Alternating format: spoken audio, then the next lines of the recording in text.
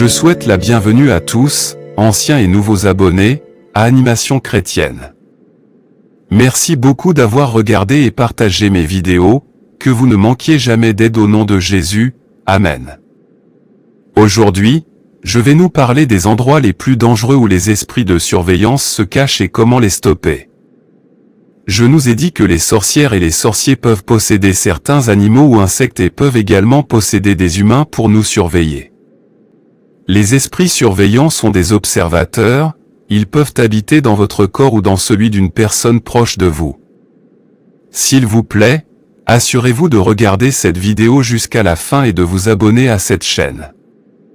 Merci.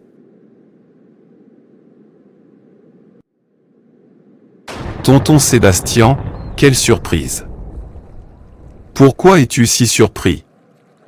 Tu n'aimes pas que je vienne te rendre visite? Ce n'est pas ça. Je ne t'attendais pas. Tu aurais dû m'informer. Tonton, ce n'est pas comme ça. Tu vois, j'ai des examens à venir pour lesquels je me prépare. Je dois bien étudier pour pouvoir réussir ces examens. Je devrais t'écrire une lettre de candidature à chaque fois que je dois te rendre visite. Vraiment? Est-ce que ce sont les examens qui vous qualifieront comme médecin? Oui, mon oncle. Vous voyez, si je réussis ces examens, permettez-moi de ne pas le dire ainsi. Je réussirai ces examens du conseil médical et je serai qualifié comme médecin au nom de Jésus. Amen. Tu réussiras. Je te fais confiance pour réussir.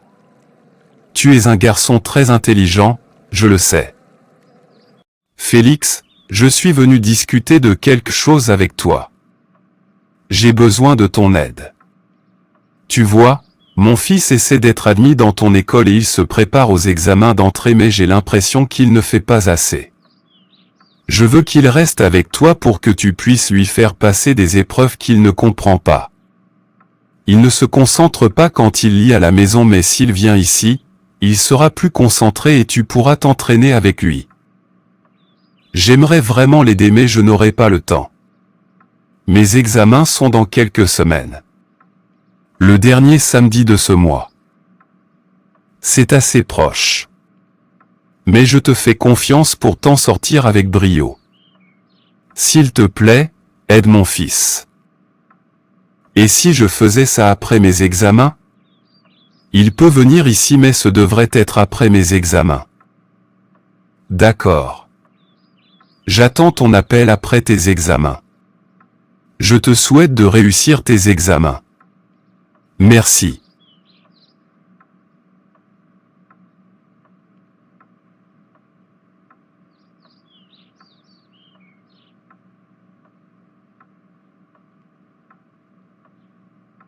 Quel bon garçon.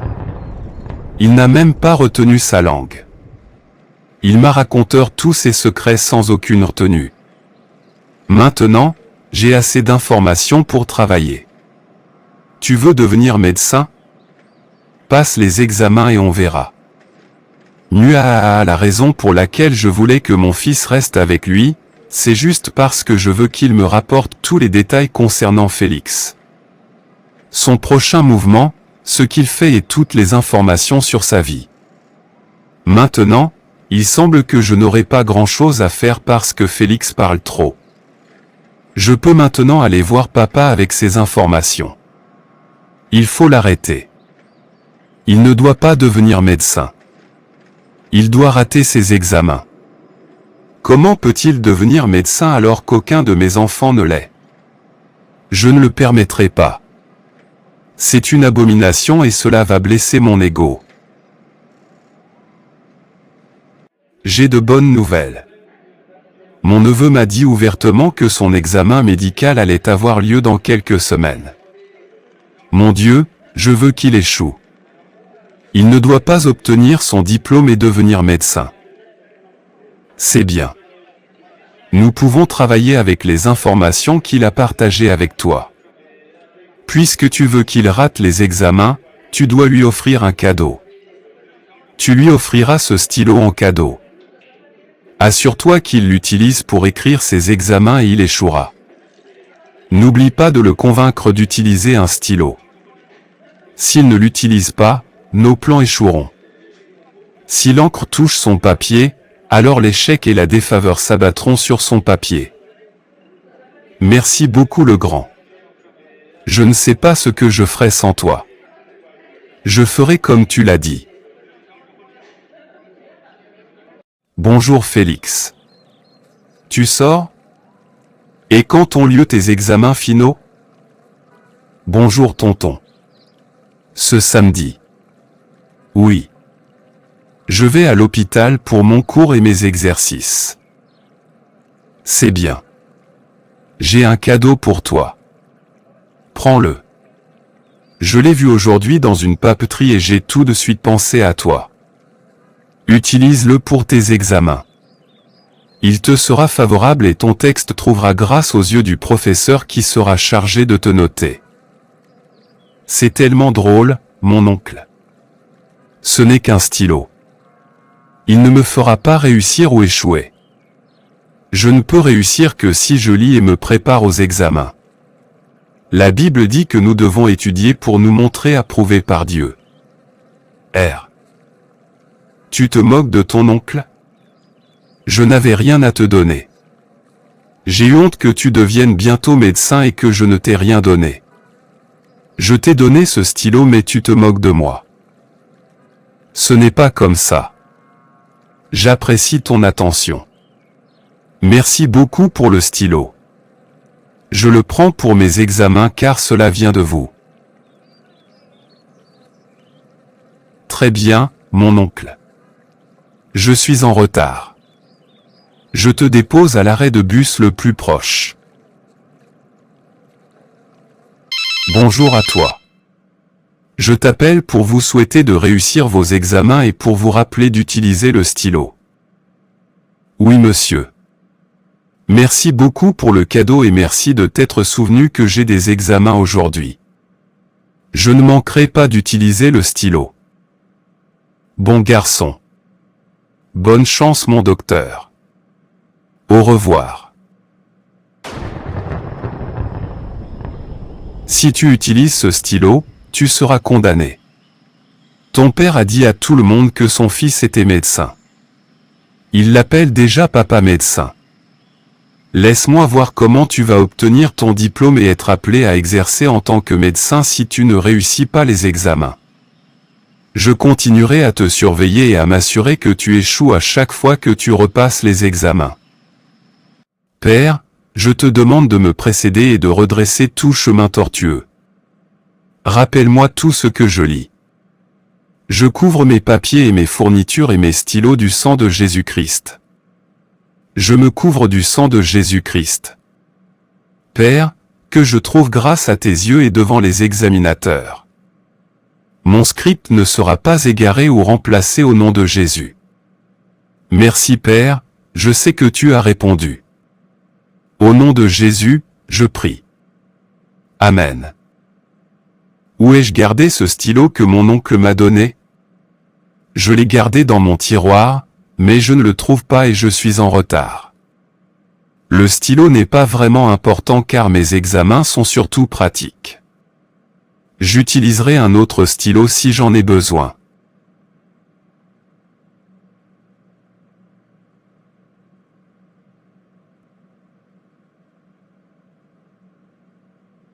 Je vous l'ai dit? La cérémonie d'assermentation de Félix en tant que médecin aura lieu le mois prochain. J'espère que tu seras là. Félix t'a envoyé une carte d'invitation. Oh, il réussit ses examens? Nous avons enfin un médecin dans cette famille. Je suis si heureux pour votre fils. Félicitations, frère. Oui. Mon fils a obtenu son diplôme avec mention. Merci. Il n'a pas utilisé le stylo et mon plan a échoué. Il ne pouvait pas utiliser ce stylo et réussir.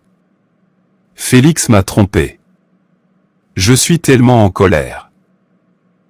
Les esprits de surveillance sont des observateurs. Ce sont des esprits d'entrave. Ils observent et rapportent tout bien ou bénédiction qui vous arrive.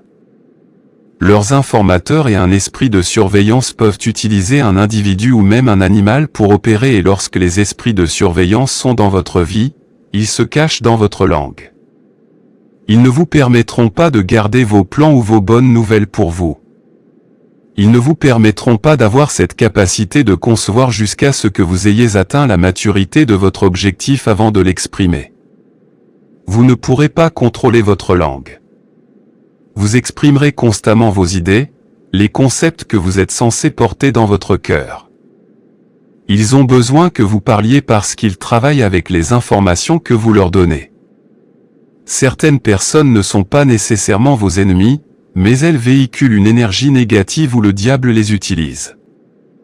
Ainsi, lorsque vous exprimez vos plans, vous vous exposez au diable qui est en eux.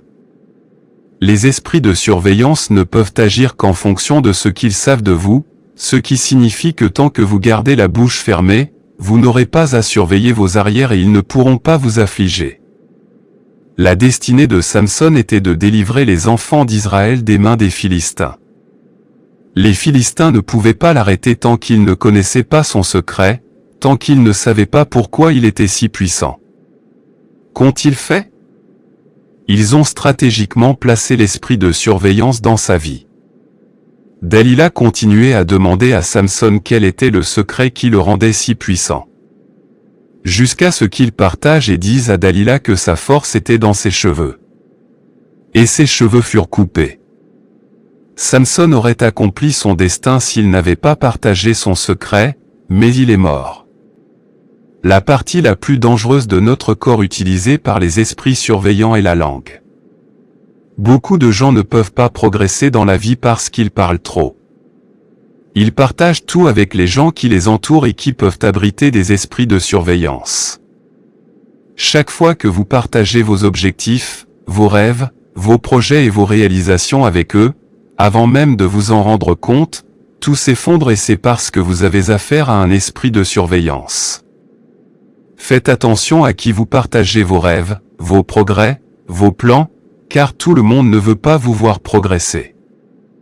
Jacques chapitre 3 verset 5 dit, « La langue est un petit membre qui se vante de grandes choses. » Les esprits surveillants ne se déplacent qu'en fonction de ce qu'ils savent, des informations que vous partagez avec les autres, des informations que vous leur donnez sans le savoir.